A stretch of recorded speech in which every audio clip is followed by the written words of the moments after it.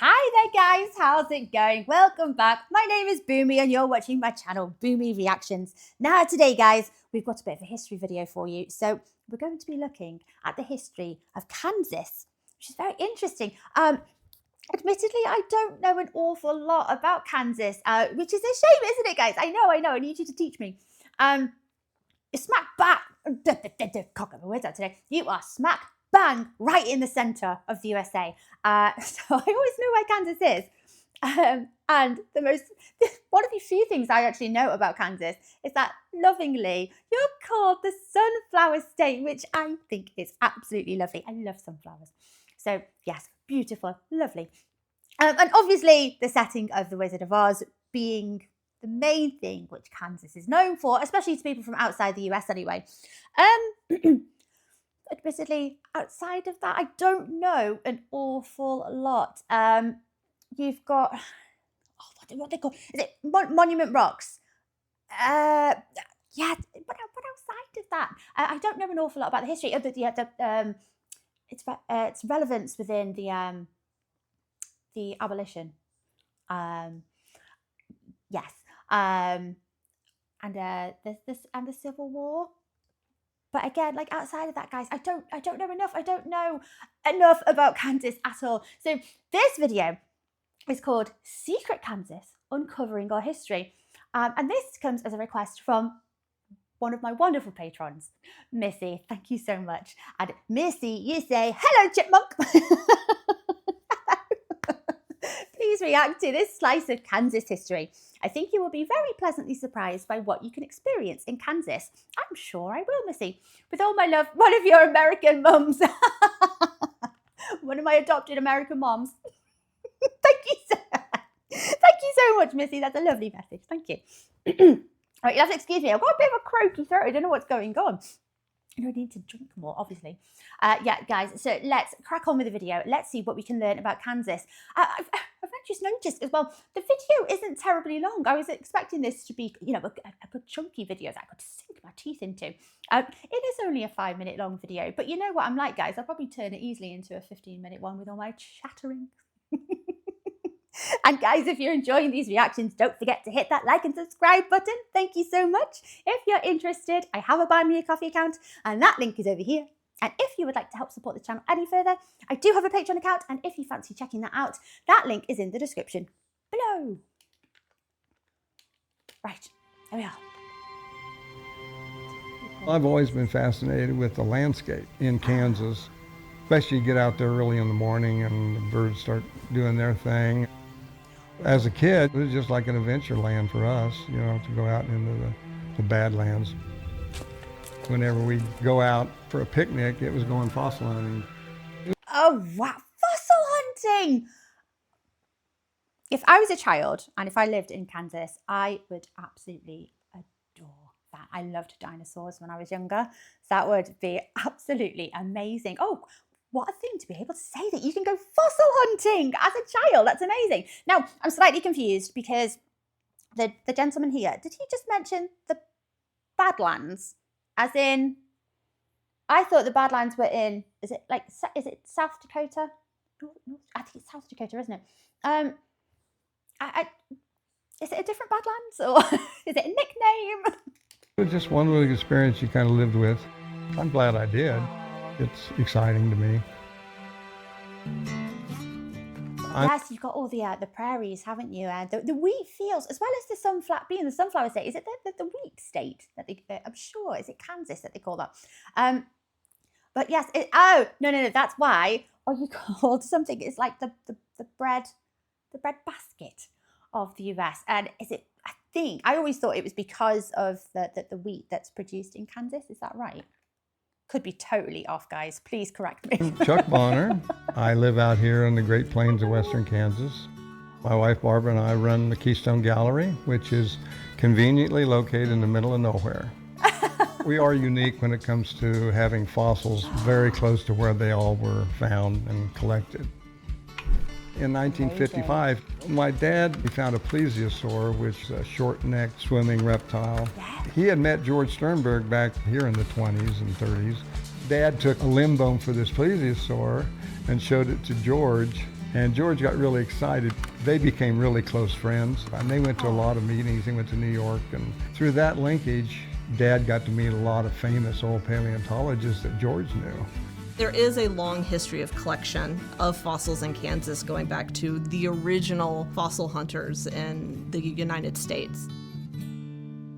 I think in a previous life or in another life, in an alternate reality, I think I would have loved to have been a paleontologist. Yeah, so when I was younger, I was very, very heavily influenced by Lara Croft from Tomb Raider as well. I love the Tomb Raider series and the games. I love it all. So, what a woman, eh? She's right powerhouse, Lara Croft. Yes, she's outside of being an explorer, she's an archaeologist. So yeah, the influence is there. Maybe in some alternate reality, guys, there's a version of Boomy that's an archaeologist or a paleontologist. So much of finding fossils is just the right aged rock exposed at the surface of the earth. Yes. North America was covered by this huge ocean. It stretched all the way from the Arctic down to the Caribbean. Different types of rocks and different types of environments where these rocks form and where these ancient animals lived preserve a little bit differently. What we have exposed here, specifically in western Kansas, are these 66 to 100 million year old rocks. When you see the layers of sediment, this is over lots of time. I think we figured maybe for every foot, 20,000 years. We get this wide diversity of animals that are very well preserved. Their bones are intact and they're not broken up too much. Monument rocks are Little Jerusalem, which are both Badland areas. Those are the face of the Badlands. I mean, they run for 100 miles from Wallace County all the way to Ellis County. You're going to have to help me out, guys. Is there two Badlands? Is it like another completely independent? They call them, is it Little Jerusalem? They refer to them as. Is that like a similar kind of type area, but it's its own little thing in miles and miles and miles away in Kansas? Little Jerusalem, did they call it? Oh. So yes, very unique here in that so many fossils that they find, they're exposed in the rock formations, aren't they? But they're very, very well preserved. So you've literally got entire remains of huge dinosaurs. It's absolutely amazing. And the monument rocks just look gorgeous anyway, don't they? They're lovely. We have two state fossils. We have a swimming state fossil, and that's our Tylosaurus, which is a type of mosasaur marine reptile. The mosasaurs are probably one of the most ferocious water predators that ever existed. They look it. And then we have a state flying fossil, which is the Pteranodon, which is a type of pterosaur. I was about to say it's pterodactyl. It is a pterodon. I can't remember the name of what they just said. Oh, they're beautiful, aren't they? Huge wingspan. My favourite is a Triceratops. I don't think you can find a Triceratops around here, but they were absolutely still are my favourite. It is necessary to understand what the rules are around fossil collection. Kansas is really interesting because we're like 99% private land. No matter where you are, it's a good chance that there's a private landowner. And in the US, whoever owns the land owns the fossils. Castle Rock is a great area because the landowners have been really great about keeping that open to the public. People have asked me, what's your best fossil? I do the old trite, the next one. It's really great to see kids walk in and they see the fish, first of all, the big fish. Oh, it's a big fish. You know, that's pretty cool. Although some adults react just like the kids too. Forever young at heart. I'm a child. Yes, that would be my reaction as well. Just childlike wonder, looking right, oh my gosh, look how big that mouth is. Look at his teeth. There's a great stretch on I-70 where you can hit a lot of these spectacular hot spots. Between the bigger things like Sternberg Museum, the smaller museums like the Oakley Keystone Gallery, as well as the areas where the fossils that are showcased come from. I've heard of Castle Rock. That's brilliant that the private landowners of Castle Rock are happy to open it out to the public. That's brilliant. I've never heard of the mushroom rocks though. Sounds really cute. This is Kansas's history. These ancient ecosystems of Castle Rock and Little Jerusalem, and what we can learn from fossils and rocks, some of which can only be found in Kansas. You get to kind of do a cool little contrast of what Kansas is now, contrasted against what it was 85 million years ago. Can you imagine? Oh, I think I've stopped a bit short. Is there more here? Can you imagine comparing it to how it was all those years ago? Oh, no, we're at the end. I have a terrible habit, as you well know, guys, of prematurely stopping the videos. There we go. Oh my gosh. I thought it was going to delve into the history of, that since the settlers, pioneers and whatnot, discovering the New World. But no, it's gone even further back, which is amazing. It's awesome. So what is it about Kansas that makes it so unique in the preservation of all of these fossils and just the fact that there's so many to be found? Is it just a combination of many things, like the rock formations of like monument rocks? Is that what makes it such a hot spot for fossils? I have heard that Kansas is the place to go to if you want to try and unknowingly stumble upon a fossil.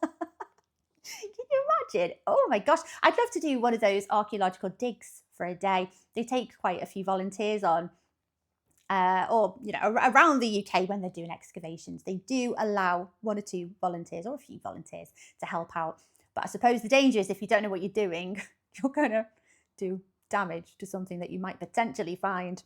But I like the idea of it. It's pretty cool. Yeah, when I was like 10 years old, I had visions of me having the, that very, what's his name, Howard Carter style 1920s hat on, going out into the desert with a little brush and uncovering all these fossils. He doesn't uncover fossils. He was an Egyptologist, but you know what I mean. The same hat. It's all about the hat.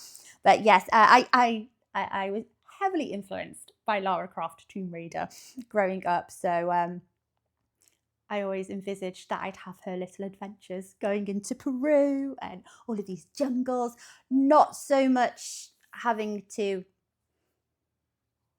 eliminate the animals around you that are, after you. Not that part, don't want any of that part. But yes, the history element of Tomb Raider. Yeah, so yeah, that's lovely. I wasn't expecting it to go into fossils, Missy, so that's a lovely, interesting video. I wish it was a bit longer. I feel like I was getting introduced to it and it was going to teach me a little bit more.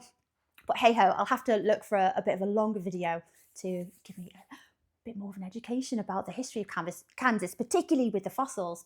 It's very, very interesting. So thank you very much, my lovely. Have I mentioned that I liked dinosaurs and fossils before? How did you know? Yes, I'm a big nerd. A lot of things interest me, but fossils, super cool. Anyway, guys, I hope you enjoyed watching along with me. Take care of yourselves, my lovelies, and thank you once again, Missy. Thank you so much. I will catch you on the next video. Bye-bye for now. Bye.